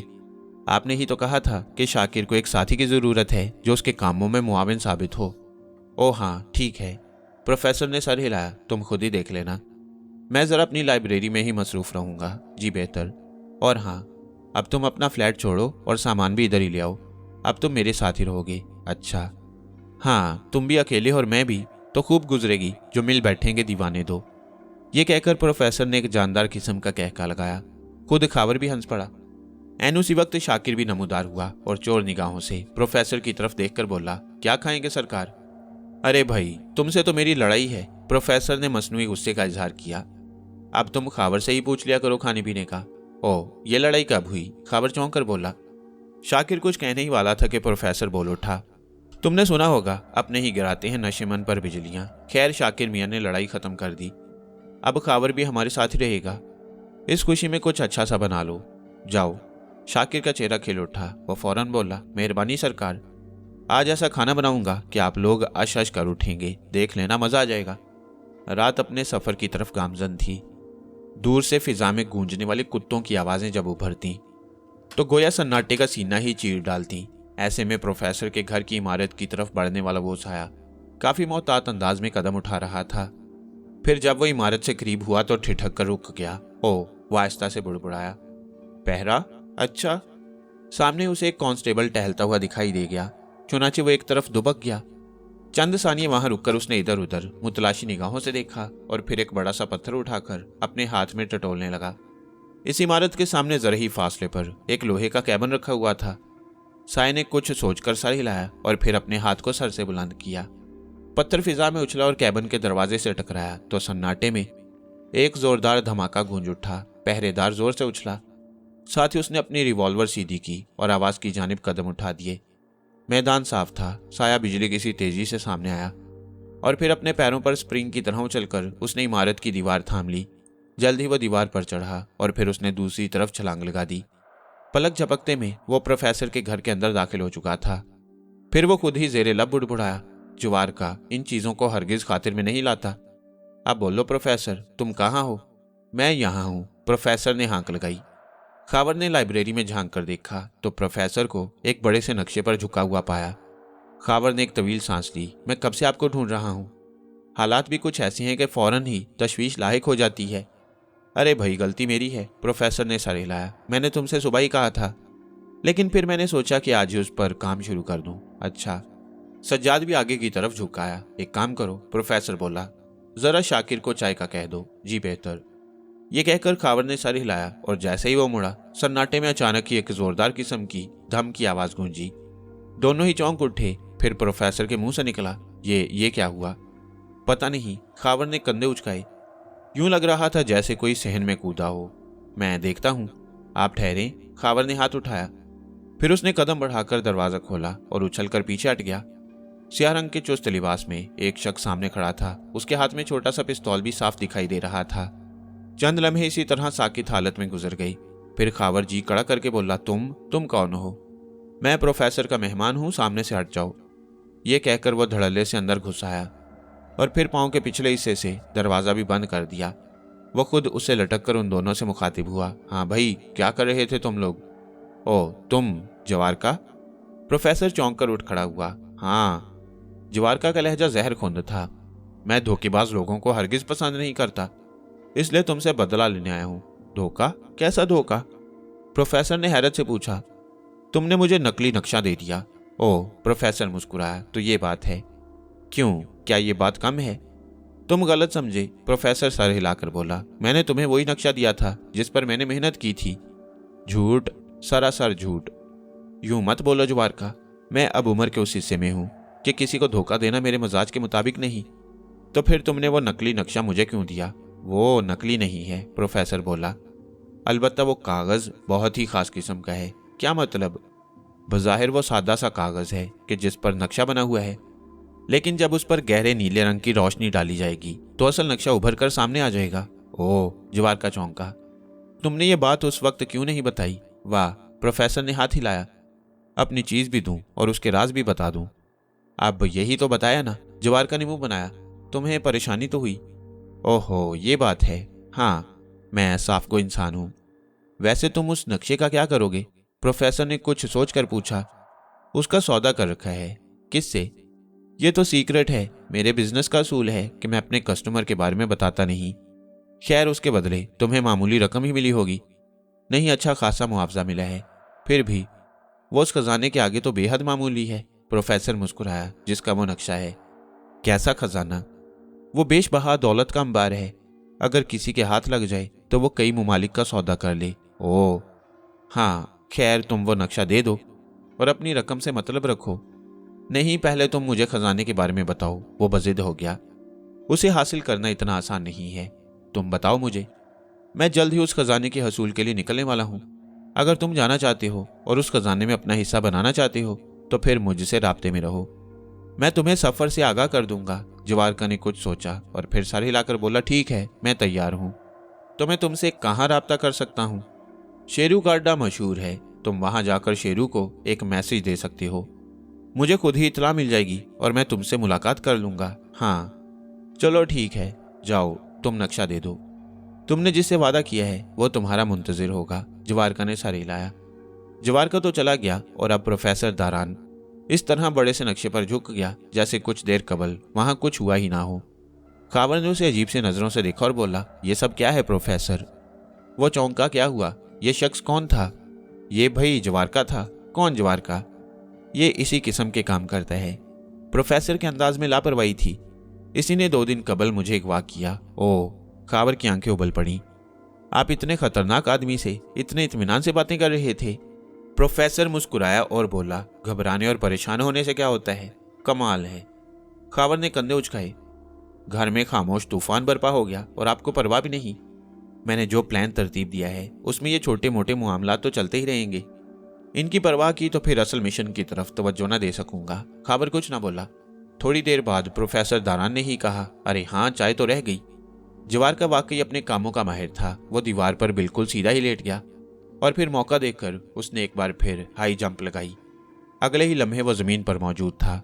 उसके पैरों में जो सोल थे उससे हल्की सी धमक का भी शायबाना हुआ और वो अंधेरे का हिस्सा बनकर अपनी गाड़ी की तरफ उड़ गया। उसके कदम तेजी से उठ रहे थे, लेकिन फिर जैसे ही उसने अपनी कार का दरवाजा खोला कोई सख्त सी चीज उसके पहलू से आ लगी। वो चौंका। ऐन उसी वक्त आवाज उभरी, ड्राइविंग सीट हमारे लिए छोड़ दो। कौन हो तुम? वह मुड़े बगैर ही गुर्रा कर बोला, सब कुछ बता दूंगा जवारका। आवाज आई, पहले कार में बैठो। जवारका के माथे पर बल पड़ गए, लेकिन वह फिलहाल कोई कदम उठाना नहीं चाहता था। यह शख्स यकीनन तन्हा ना होगा, जबकि वह उससे अच्छी तरह वाकिफ भी था। उसे पिछली सीट पर ही बिठाया गया। उसके दोनों तरफ 2 अफराद बैठ चुके थे। फिर वही आवाज उभरी, बाशु, चलो हेडक्वार्टर की तरफ। Okay boss. कार में अंधेरा था। जवारका किसी को ना देख सका। जल्द ही कार सड़क पर फराटे भर रही थी। तुम लोग अपनी शक्लें तो दिखा दो। जवारका ने रास्ते में टोका। तुम डर ना जाओ, इसीलिए अंधेरा कर रखा है। जवारका ने कहका लगाया और बोला, ये कहो कि तुम खुद मुझसे डर रहे हो। अब जो भी समझो। आवाज आई, मेरा असूल है कि काम निकलना चाहिए, चाहे किसी भी सूरत में निकले। क्या मतलब? तुम इस वक्त प्रोफेसर साहब को सलाम करने तो नहीं आए होगे? साफ साफ बात कहो। जरा रुको, अभी सब कुछ बता दूंगा। थोड़ी देर बाद ही गाड़ी एक जगह रोक दी गई। इस बार 2 पिस्तौलों की जद पर जवारका को बाहर निकाला गया। ये शहर से दूर एक मुजाफाती इलाका था। जवारका ने देखा दरख्तों के दरमियान एक नीम तारीकी में डूबी हुई इमारत दिखाई दे रही थी। चलो कदम आगे बढ़ाओ, उसी आवाज ने उसे ठोका दिया। तुम अच्छा नहीं कर रहे। इस बारे में तो कभी सोचा ही नहीं, हंसकर कहा गया। चलो अब। जल्द ही वो लोग इमारत के खौलनुमा कमरे में मौजूद थे। जवारका को एक कुर्सी पर बिठाया गया। अब उसने देखा 3 नकाबपोश उसके सामने मौजूद थे। हाँ, अब हो जाए मामले की बात। वही शख्स बोला, दरअसल हम लोग भी वहां इसी चक्कर में गए थे। लेकिन तुम्हें देखकर मैं पीछे हट गया। मैं जानता था कि पका हुआ फल खुद ही टूटकर आ गिरेगा, इसलिए अपने हाथ पैरों को तकलीफ देने की क्या जरूरत है। क्या मतलब ये मेरी जान, तुम वो नक्शा मेरे हवाले कर दो। हाँ। चंद लम्हे पुरस्कार किस्म की खामोशी तारी रही। इस खामोशी में इतनी सनसनी थी कि बस। फिर उसी ने कहा, क्या अपनी बात दोहराऊं? तुम हो कौन? जवारका उसे घूरते हुए बोला। वो अपने होंठ काट रहा था। मेरा ताल्लुक भी उसी दुनिया से है जिससे तुम पहचाने जाते हो। अब अगर मैं तुम्हें अपना नाम बता दूं तो तुम मुझे जरूर पहचान जाओगे, लेकिन मैं ये बेवकूफ़ी हरगिज नहीं करूंगा। और मैं ये बेवकूफ़ी नहीं करूंगा कि वो नक्शा तुम्हारे हवाले कर दूं। जवारका के होंठों पर तंजिया मुस्कुराहट थी। ओहो, तुम्हारे तो हौसले भी बुलंद हैं। नकाब वाले ने सर हिलाया। इसका मतलब ये हुआ कि तुम्हें सबक सिखाना पड़ेगा। मैं तो खुद लोगों को सबक दिया करता हूं, तुम मुझे क्या सिखाओगे? जवारका बोला। नकाबपोश ने जैसे सुना ही नहीं, वो अपने साथियों की तरफ मुड़ा। तुम लोग इस पर टूट पड़ो, ये मेरे निशाने पर है। अगर कोई गलत हरकत करेगा तो गोली मार दूंगा। इसे इतना मारो कि ये बेहोश हो जाए। उसके साथी फौरन ही आगे बढ़े। ऐन उसी वक्त उनके पैरों के पास एक धमाका हुआ और उसी लम्हे धमाके के साथ ही उनके इर्द गिर्द धुआं फैल गया। ये धुआं इतना शदीद था कि वक्ती तौर पर वो लोग गोया अंधे हो गए। जवारका ने ऐन उसी वक्त एक लंबी जकंद लगाई। उससे गुफ्तगू करने वाले ने इज़तरारी तौर पर अपने रिवॉल्वर से चंद फायर भी झोंक मारे, लेकिन बेसूद। उन सब पर खांसी का शदीद दौरा पड़ चुका था। उस धुएं की तासीर ही कुछ ऐसी थी कि उन्हें अपने हलक में बस मिर्चें लगती हुई महसूस होने लगी थीं। जवारका अब वहां नहीं था। वो सिर्फ इन चंद ही लम्हों का फायदा उठाकर बाहर निकल चुका था। नकाब वाले की गोलियां भी रायगा ही गईं। जवारका ने उनसे भी ज्यादा फुर्ती दिखाई थी। दूसरे दिन ही धारी प्रोफेसर दारान के घर के सामने मौजूद था। इस जॉब के लिए इंटरव्यू देने की नीयत से काफी लोग वहां आए हुए थे। उसकी बारी आई तो ना जाने क्यों उसे यूं महसूस हुआ जैसे वो इस शख्स से कहीं मिल चुका है। उसने जहन पर काफी जोर दिया, लेकिन उसे हरगिज याद ना आ सका कि ये शख्स आज से कबल उससे कहाँ टकराया था। मुमकिन था कि होटल में ही आमना सामना हुआ हो। बहरहाल वो काफी खुश इखलाकी से मिला। बाबा जी के मुताबिक धारी ने होटल के तजुर्बे को ही उस शख्स के सामने रखा। वो सर हिलाकर बोला, मेरा नाम खावर है, मैं प्रोफेसर साहब का असिस्टेंट हूँ। जी मैं धारी हूँ। धारी? ये क्या नाम हुआ? बस जी, प्यार ही प्यार में ये नाम मेरी जिंदगी से जुड़ चुका है। वह मुस्कुराया। ओह खैर, तो मिस्टर धारी, क्या तुम्हें खाना पकाना भी आता है? काफी हद तक, वो सर हिलाकर बोला, क्योंकि होटल की नौकरी में वहां के बावर्चियों से मेरी अच्छी खासी सलाम दुआ हो गई थी और मैंने उनसे काफी चीजों के फार्मूले हासिल कर लिए। गुड। खावर ने थोड़ी खुजाई। मेरा ख्याल है कि तुम इस नौकरी के लिए काफी मुनासिब हो। ठीक है, तुम कल से आकर अपना काम संभाल सकती हो और यहाँ रिहाइश का भी इंतजाम है। धारी का चेहरा खिल उठा। यह भी महज इत्तफाक ही था कि उसे यहाँ के लिए चुन लिया गया। सच जनाब? हाँ भाई, इसमें झूठ की क्या बात है। ठीक है जनाब, तनख्वाह भी माकूल मिलेगी और जो कुछ मैं कहूँगा तुम्हें उस पर कान दबाकर अमल करना होगा। जी बिल्कुल। अब तुम जा सकते हो सुबह 8 बजे, मतलब कल सुबह। जी बेहतर। धारी चला गया। खावर के माथे पर सोच की शिकनें फैली हुई थी। फिर उसने शाकिर को आवाज दी। वो फौरन ही बाहर से अंदर आ गया। और कितने लोग हैं? 6-7 होंगे। उन्हें लौटा दो और उनसे माजरत कर लो। मैंने आदमी चुन लिया है, वो कल से आ जाएगा। रानी से मिलना भी जरूरी था, हालांकि वो उससे काफी नाराज थी। मकसद कुछ भी रहा हो, लेकिन उसे नौकरी तो मिल ही गई थी। ये और बात है कि वो सरासर आमिल बाबा की हदायत पर अमल कर रहा था। उसे हस्बे मंशा उसी घर में नौकरी मिल गई। लेकिन अब मसला ये था कि उसे करना क्या है। क्या वो नक्शा उसके हाथ लग सकेगा? क्या ये कोई आसान अमल होगा? आमिल बाबा ने यह भी कहा था कि वो मुनासिब मौकों पर उसकी रहनुमाई भी करेगा। तो ये किस तरह मुमकिन होगा? क्या आमिल बाबा की इस घर में आमदोरफ्त है? धारी इन बातों पर जितना गौर कर रहा था उतना ही उलझता जा रहा था। फिर सर झटक कर वो रानी से मुलाकात के लिए निकल खड़ा हुआ। वो भी इत्तफाक से गली में डोलती फिर रही थी। धारी पर निगाह पड़ते ही उसने मुंह दूसरी तरफ फेरा और कदम आगे बढ़ा दिए। रानी? धारी ने उसे पुकारा। वो रुकी जरूर, लेकिन पलटी नहीं। धारी उसके सामने आ खड़ा हुआ। क्या नाराज हो तुम्हारी बला से? नहीं, सच बताओ, अगर हुई तो तुम क्या कर लोगे? तुम्हें मना लूंगा, और अगर मैं ना मानी तो? ये हो नहीं सकता। क्यों? क्योंकि तुम्हें मुझसे मोहब्बत है। मेरी मोहब्बत से तुम्हें क्या लेना देना जी? सुनो मेरी बात, मैंने नौकरी तलाश कर ली है। अच्छा? हाँ, और मैं वहीं रहूंगा। अरे ये कैसी नौकरी है? एक बंगले में मुलाजमत मिली है। ओह हाँ, मौका लगा तो आ जाया करूंगा, वरना तो दिन रात का ही मामला है। तो तुमने ऐसी नौकरी क्यों की कि बंदा तुम्हारी शक्ल देखने को भी तरस जाए। ये मत पूछो, बस उम्मीद है कि मैं जल्द ही काफी अमीर आदमी बनने वाला हूँ। क्या उस बंगले पर कब्जा कर लोगे? रानी ने हैरत से पूछा। धारी हंस पड़ा और बोला, बंगले पर नहीं, बल्कि बंगले वाले पर कब्जा करने का इरादा है। दूसरे दिन वो सुबह ही प्रोफेसर दारान की रिहाइशगाह पर मौजूद था। खावर ने उसे शाकिर के हवाले कर दिया। वो किचन में नाश्ता बनाने में मसरूफ था। शाकिर ने कहा, क्या तुम्हें खाना वगैरह बनाना आता है? काफी हद तक। शाकिर कुछ सोचते हुए बोला, खैर फिलहाल तो मैं ही ये काम करता रहूंगा। अलबत्ता घर की सफाई सुथराई का काम तुम्हारे जिम्मे होगा। मैं तुम्हें वो कमरा भी दिखा दूंगा जो तुम्हारी मुस्तकिल रिहाइश के लिए होगा। बीवी बच्चे हैं? नहीं। शादी नहीं की? अभी तक तो नहीं। शाकिर ने ठंडी सांस भरी। मैं भी कवारा हूं, देखो कब मेरे सेहरे के फूल खिलेंगे। ये तो नसीब की बात होती है। हाँ बिल्कुल, शाकिर ने सर हिलाया। फिर वह चौंक कर बोला, अरे मैं साहिब लोगों को नाश्ता देकर आता हूँ, फिर हम लोग नाश्ता करेंगे, उसके बाद मैं तुम्हें काम समझाता हूँ। शाम के वक्त सज्जाद भी आ गया। उस वक्त प्रोफेसर अपनी लाइब्रेरी में मसरूफ था, जबकि खावर उस कमरे में आराम कर रहा था जो प्रोफेसर के कमरे से मुत्तसिल था, और अब वो खावर ही के इस्तेमाल में था। सज्जाद को ड्राइंग रूम में बिठाया गया। खावर से अलैक्स लैक हो रही थी कि प्रोफेसर दारान भी नमूदार हुआ। हाँ भाई फर्जंद, कैसे आना हुआ? सज्जाद मुस्कुराया और बोला, मैंने सोचा कि शाम की चाय आपके साथ पी जाए। अच्छी बात है खावर, चाय का टाइम भी हो रहा है, जरा शाकिर से कह दो। खावर सर हिलाकर बाहर निकल गया। कोई खास बात? हाँ, क्या भला? आईजी साहब ने मुझे भेजा है, सज्जाद बोला। अब खजाने का मामला हुकूमती सतह पर जा चुका है। वो दरियाफ्त करना चाहते हैं कि आप मुहिम का आगाज कब से करेंगे। बहुत जल्द, फिर भी अंदाजन मुझे मजीद 1 हफ्ता दरकार होगा। अच्छा, क्या आपको किसी किस्म की कोई टीम दरकार होगी? नहीं, वो नफी में सर हिलाकर बोला, मैं अपनी टीम खुद ही बना लूंगा। मैंने कहा था ना कि मैं इस मिशन पर काफी अरसे से काम कर रहा हूँ। जी बेहतर। हाँ अलबत्ता कुछ साजो सामान के साथ मुझे एक सफरी समुद्री जहाज दरकार होगा जिसमें अच्छे खासे मुसाफिर आराम से सफर कर सकें। हुकूमत को इस मामले में मेरा साथ देना होगा, क्योंकि हमारा सफर तवील तरीन होगा और उस जहाज में कुर्दोनोश का भी इंतजाम होना चाहिए। ठीक है, दरअसल मैं चाहता हूं कि वापसी में सारा खजाना उसी जहाज पर मुंतकिल कर लिया जाए। ठीक है, सज्जाद ने सर हिलाया। क्या मैं भी इस सफर में आपका शरीक बन सकता हूं? जरूर, मुझे खुशी होगी। खुशी तो मुझे होगी जनाब, सज्जाद बोला। मैं अपनी पिछली कारकर्दगी पर शर्मिंदा भी हूं। कोई बात नहीं, सिचुएशन ही कुछ ऐसी थी कि तुम्हारे इसमें कोई कसूर नहीं। जी हाँ।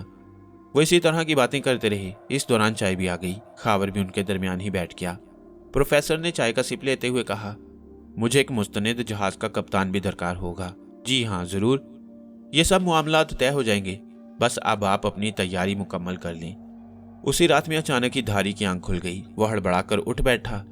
इस अचानक नींद खुलने की वजह उसकी समझ में ना आ सकी। बहरहाल वो उठकर बैठ गया। उसने इधर उधर देखा और फिर बिस्तर छोड़कर दरवाजे की तरफ बढ़ गया, और फिर जैसे ही उसने दरवाजा खोला हैरत से 2 कदम पीछे हट गया, क्योंकि उसके सामने आमिल बाबा मौजूद था। आप इस वक्त? धारी के मुंह से निकला। हाँ, यही वक्त मुनासिब है, आमिल बाबा मुस्कुराया। मैं काफी देर से तुम्हारे दरवाजे पर दस्तक दे रहा था और अब लौटने ही वाला था, तो आपकी दस्तक से ही मेरी नींद टूटी थी, हो सकता है। बहरहाल मैं तो अब लौटने वाला था। दरअसल काम की थकन से चूर था। आज दिन भर सफाई सुथराई के कामों में मसरूफ रहा। अच्छा, उसने सर हिलाया। फिर वो अंदर आ गया। चंद लम्हे वो उसकी तरफ गौर से देखता रहा, फिर आहिस्ता से बोला, तुमने कल रात एक काम करना है। वो क्या? तुम आधी रात के वक्त प्रोफेसर के कमरे में दाखिल होगे। आमिल बाबा का लहजा सरसराया हुआ था, और तुमने उसके कमरे में दाखिल होकर वो नक्शा वहां से निकालना है। नक्शा? हाँ नक्शा, वो प्रोफेसर के कमरे में ही महफूज है। लेकिन प्रोफेसर साहब उठ गए तो क्या होगा? नहीं, वो नहीं उठ सकेगा, तुम इसकी फिक्र मत करो। ठीक है, धारी सर हिलाकर बोला। हम लोग मालामाल हो जाएंगे, आमिल बाबा ने कहा। अगर हमने वो खजाना हासिल ना भी किया तो नक्शे की ही इतनी कीमत मिल जाएगी कि वारे के न्यारे हो जाएंगे। जवार का साफ निकल गया। इस बार चूंकि खुद बॉस को भी चोट लगी थी, इसलिए उसने किसी शदीद रद्द-ए-अमल का इजहार नहीं किया। सो इन तीनों की बचत हो गई। फिर बॉस ने ऐलान करने वाले अंदाज में कहा, अब तुम लोग अपने ठिकानों का रुख करो, जल्द ही मैं कुछ और हदायत दूंगा। हो सकता है कि दोबारा हेडक्वार्टर आना पड़े। ठीक है बॉस, हम लोग अलर्ट होंगे और आपके नए हुक्म के मुंतजिर भी। क्या खाक? बॉस ने मुंह बनाया। जवार का भाग निकला। अब नक्शा भी हाथ से गया। सारी मेहनत खाक में मिल गई। बॉस? जॉनी कुछ सोचकर बोला, क्या आपने किसी से नक्शे का सौदा कर रखा है? बॉस ने चौंक कर उसकी तरफ देखा। क्यों? पूछ रहा हूं। हाँ तो फिर? अगर हम नक्शे के चक्कर में पड़ने की बजाय वो खजाना ही हासिल करने की कोशिश कर लें। क्या मतलब? मतलब यह है बॉस कि नक्शे की तो बस एक महदूद सी कीमत मिल जाएगी, क्यों ना वो खजाना ही हासिल किया जाए। बॉस ने चौंक कर उसकी तरफ देखा। इस बारे में तो मैंने सोचा ही नहीं। हाँ बॉस, जॉनी जोश में आ गया। आप ये मालूम करने की कोशिश करें कि उस नक्शा बनाने से प्रोफेसर का मकसद क्या है। मुमकिन है कि वो खुद भी उस खजाने को हासिल करने का इरादा रखता हो। बॉस चंद लम्हे गुमसुम सा रहा, फिर आहिस्ता से बोला, तुमने पहली बार कोई अक्लमंदी की बात की है। पहले मौका ही नहीं मिला बॉस, वो तड़ से बोला। बॉस ने उसे घूर कर देखा और बोला, तो अब मेरा गिरोह तुम्हारे मशवरों से चलेगा। खैर, तुमने जो बात की है वो दिल को लगी है, मैं देखता हूं। जवार का एक बार फिर अलियास के सामने मौजूद था। अलियास खुद इस वक्त किसी सोच में गुम था। वह चौंका और बोला, इसका मतलब यह है कि नक्शे के चक्कर में और लोग भी मुलविस हैं। हाँ, शायद ये खबर जंगल की आग की तरह फैल चुकी है। खबर तो एक और भी है, अलियास आहिस्ता से बोला। वो क्या? जवार का चौंका। प्रोफेसर की रवानगी। क्या मतलब? वो खजाने की वादी की तरफ सफर का इरादा रखता है। ओह हाँ, अलियास ने सर हिलाया। क्या मैं तुम्हें एक और काम दूं? क्या?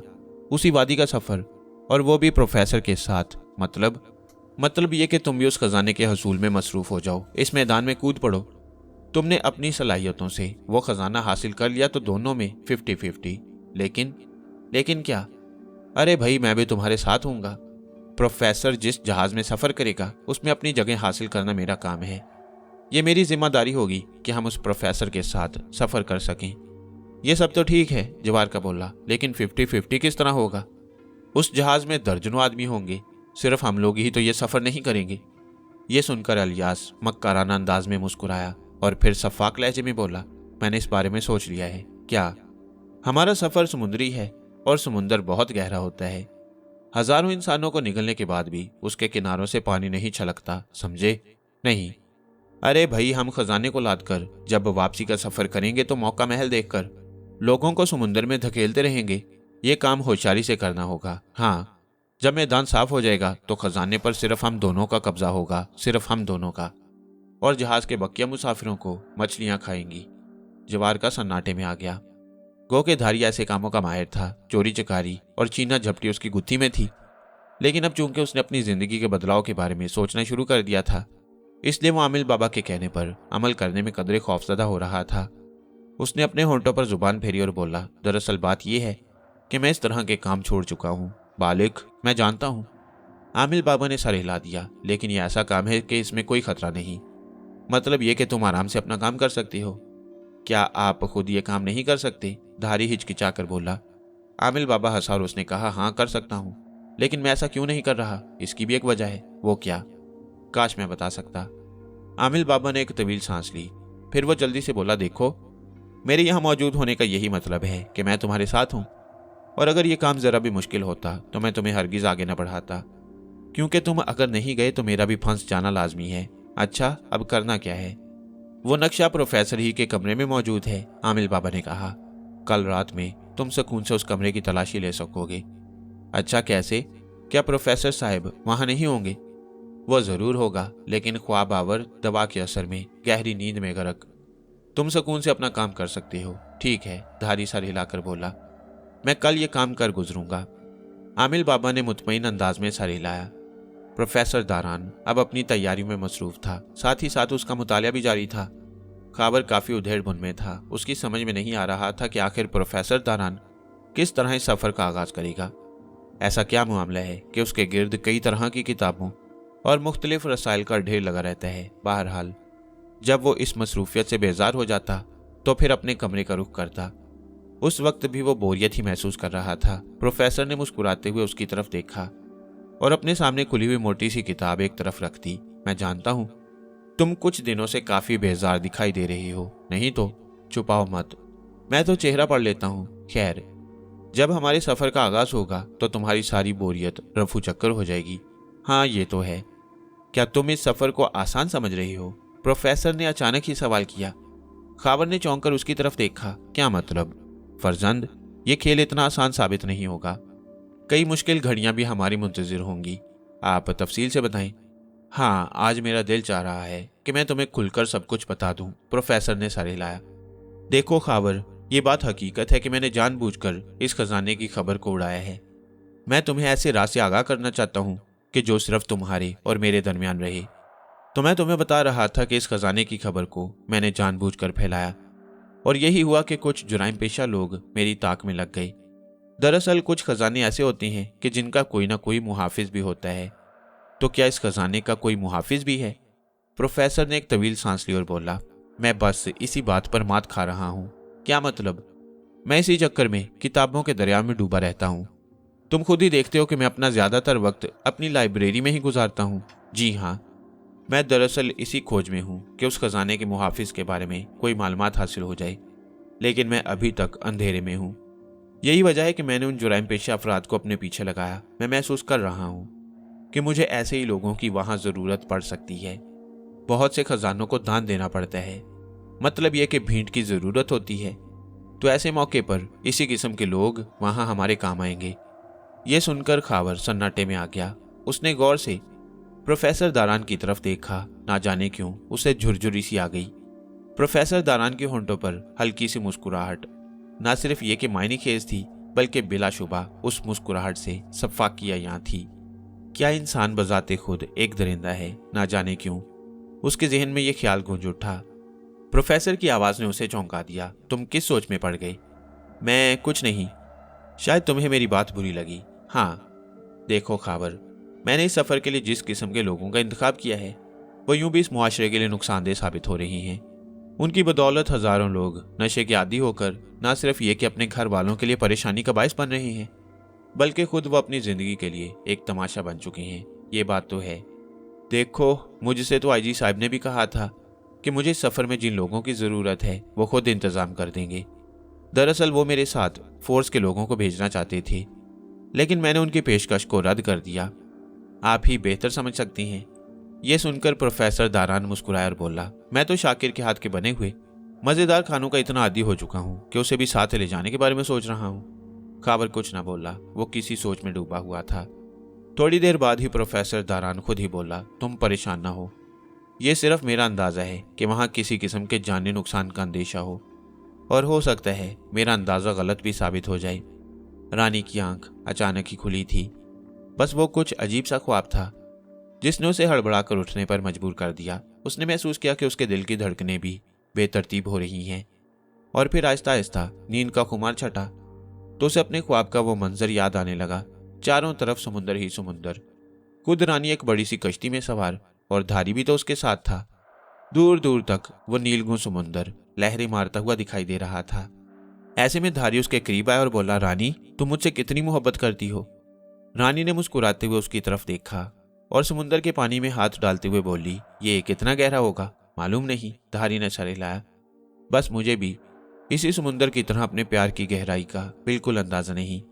हाँ धारी, वैसे मुझे तुमसे बहुत मोहब्बत है। मैं तुम्हारे बिना नहीं रह सकूंगी। मेरा भी यही हाल है रानी। सच? बिल्कुल सच। ऐन उस वक्त समुंदर से लहरें सी उठती हुई महसूस होने लगी। ओह धारी, ये क्या है? ये तो तूफान है। तूफान? हाँ, समुद्री तूफान आने वाला है। फिर अब क्या करें? रानी के चेहरे पर हवाइयां उड़ने लगीं। ऐन उसी वक्त लहरें बुलंद से बुलंद तर होने लगीं। अचानक ही समुंदर में एक स्याह रंग का जमीनी टुकड़ा सा दिखाई दिया। यूं लग रहा था जैसे समुंदर के बीचों बीच कोई गार नमूदार हुआ हो।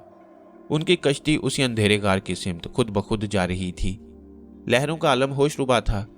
यूं लग रहा था जैसे आन की आन में आसमान को छूने वाली वो लहरें कश्ती को डुबो देंगी, लेकिन ऐसा कुछ ना हुआ। कश्ती उस गार की तरफ बढ़ी और फिर उसी में गिरती चली गई, यहां तक कि रानी की आंख खुल गई और वह भयानक ख्वाब टूट गया। उसे अपना दिल कनपट्टियों में धड़कता हुआ महसूस हो रहा था। वह बड़ी मुश्किल से अपने होंठों पर जुबान फेरकर बुड़बुड़ाई, धारी, तुम कहाँ हो? धारी आज सोया ही नहीं था। उसने रात का खाना शाकिर के साथ ही खाया और अब काफी देर से वो आमिल बाबा की हदायत के मुताबिक प्रोफेसर दारान के कमरे में दाखिल होने के लिए आधी रात का इंतजार कर रहा था। वो इस बात से अच्छी तरह वाकिफ था कि खाबर उसी के कमरे में रात गए तक बैठा रहता था। रात के खाने के बाद काफी देर तक प्रोफेसर दारान और खाबर की महफिल जमी रहती। यही वजह थी कि धारी को अब आधी रात का इंतजार था। वो काफी देर तक रानी के तस्वुर में ही खोया रहा।